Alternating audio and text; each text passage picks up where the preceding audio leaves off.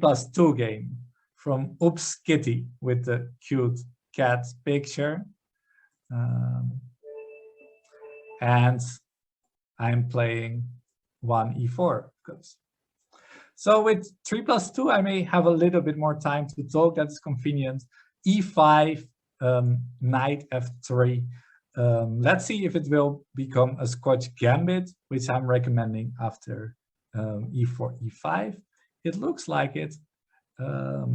d4, and now bishop c4. The Scotch gambit is what I'm recommending in my course. The idea is that we are already ready to castle. Black still needs to develop the bishop and the knight on the king side, and regardless of how they will attack, how they will develop, we will start attacking mercilessly. d6, okay. In this case, our knight is less useful on f3 because after knight f6 we also want to attack with e5. So now we can just recapture that pawn and claim that our bishop development move was stronger than their d6, since d6 blocks that pawn, blocks that bishop, sorry. The knight goes out, attacks the e4 pawn. I am playing knight c3, defending that pawn. Bishop goes. I will develop the other bishop. And in the end of the day, I'm trying to claim here that this bishop on c8 is not so strong. So let's castle.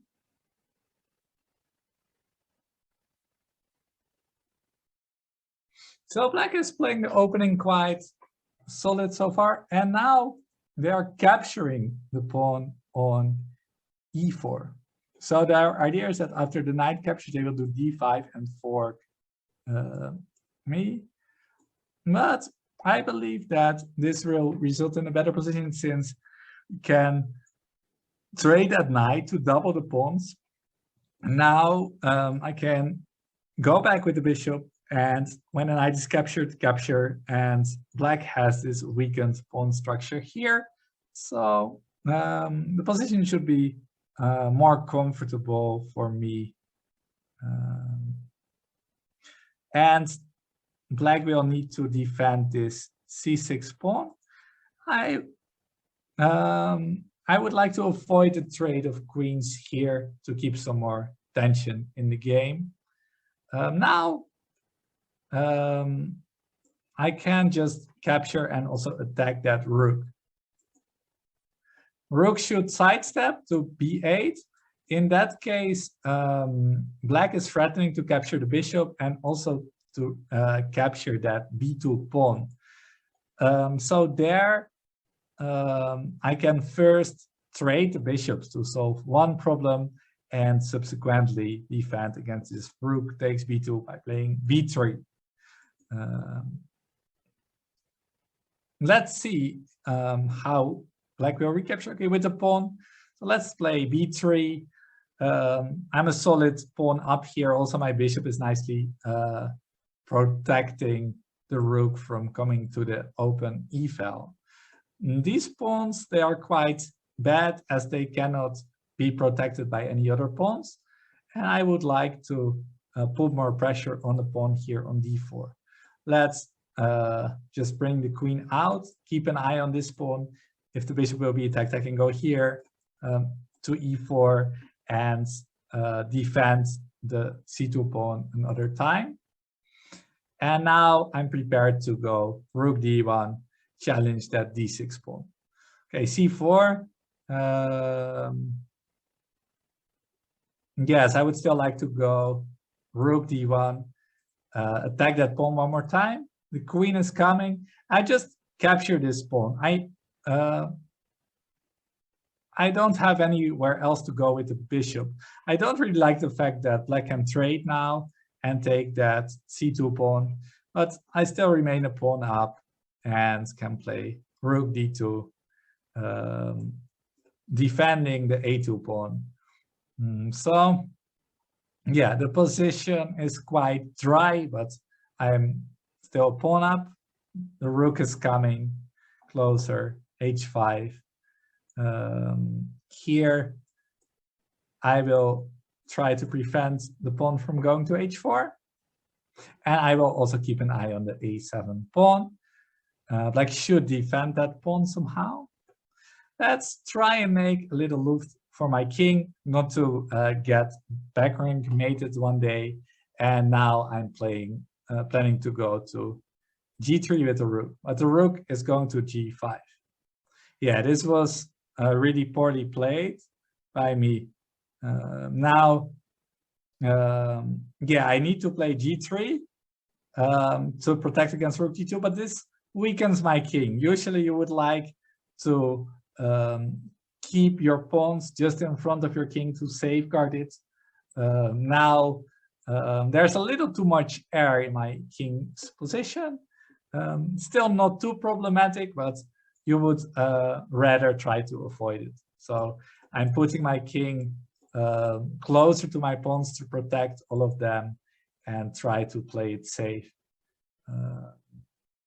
Maybe I will try to go for a trade of queens later and try to hit this pawn on a6. Let's do that. Also, I would like to trade queens to keep it a little bit more, safer. Okay, so the rook will block and try to protect. Now I'm going for a checkmate attempt. So the king goes and I go rook d8 trying to mate the king. And I don't see any way how black can actually defend against this. Yeah, the queen should move, of course. Of course, the queen should move. And now I might be in trouble because the pawn is getting closer and my king side position looks very shaky. But if the pawn goes closer, I can check and I can capture that pawn with the rook to keep my king safe. The queen goes here, attacks me. Yeah, how to deal with this? How to deal with this? Oh, my rook is still protected, luckily, so I should mostly worry about this pawn. I cannot go with this rook because the rook will come to the back rank. An attack doesn't seem to make sense yet. I will just try to propose a trade of queens, make it a little bit safer. But this would ruin my pawn structure, unfortunately, if the queens would be traded now. So I'm not sure the endgame would still be so good for me. At least I can never be much worse there. Yeah, the pawns are traded now. The rook is attacking, so I bring my king closer to attack. Now the queens are gone. I am less worried about my opponent's attacking chances. Okay, they will try to win the pawn here. I will try to win the pawn there and trade the rooks. So I am still a pawn up. Okay, rook takes f4. Yes, of course. I lost the pawn now. I want to trade rooks to keep it to make the game a little bit safer. And now I'm planning to attack this a6 pawn with rook d6. So okay, my opponent is attacking me here. I will defend. They're playing a5. I will go behind the pawn. Now I want to run with my king to c4 and try to start pushing that pawn down the board. Okay, there's a trade of pawns. That's okay.